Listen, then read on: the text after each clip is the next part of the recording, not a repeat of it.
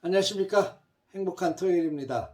오늘도 하나님께서 우리에게 귀하고 복된 날 주셨는데 믿음 안에서 잘 달려가시고, 특별히 내일 거룩한 주일인데 기대하며 또 소망 가운데 준비하는 귀한 날 되었으면 좋겠습니다.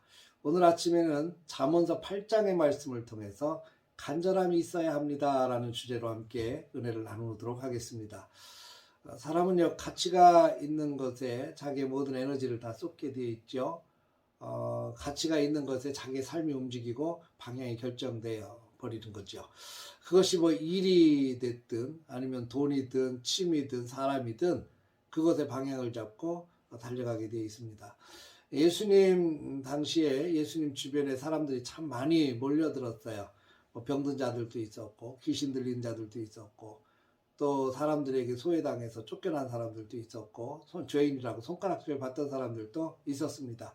그들을 한결같이 그들의 마음속에 간절함이라는 게 있었어요. 질병의 문제에서 회복되고 싶어하는 마음들, 또 자기의 문제를 어떻게든지 치료받고 회복되고 싶어하는 그런 간절함들이 있었고, 그 간절함이 예수님 앞에 나오도록 만들었죠. 그리고 예수님 앞에 나왔을 때 예수님을 통해서 치유받고 회복되고 공동체 속으로 들어가든지 아니면 질병으로부터 자유를 얻든지 귀신이 쫓겨나가서 온전한 모습으로 회복되든지 예수님을 통해서 그 문제를 해결받았습니다. 누가복음 19장에 나와 있던 삭개오의 모습이나 또 주님 앞에 길가에 앉았다가 부르짖었던 이 바디메오의 모습이나 아니면 가만히 와서 옷자락을 잡았던 이 12의 혈루증 걸렸던 여인들이나 다 한결같이 그 간절한 마음으로 주님을 찾았던 사람들이었습니다. 그리고 예수님을 통해서 그 문제를 해결을 받았죠. 이들의 공통점은 간절함이 있었다는 겁니다.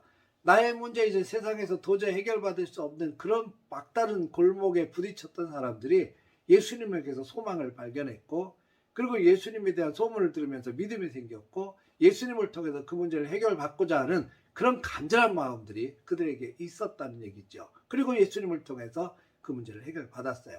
근데 똑같은 현장에서 예수님의 놀라운 기적과 은혜의 현장 속에서 예수님이 행하시는 것들을 보았던 사람들 가운데 전혀 마음이 움직이지 않았던 사람들도 있습니다. 바리새인들, 사두개인들 이런 사람들이죠. 이런 사람들은 예수님의 기적의 현장을 보면서도 주님을 찾지 않습니다. 예수님의 놀라운 역사를 보면서도 믿지는 않았습니다. 간절함이 없었습니다. 왜요? 그들은 예수님에게서 가치를 발견하지 못했기 때문입니다. 가치 있는 자가 투자하게 돼 있고 가치 있는 자가 붙들게 되어 있습니다.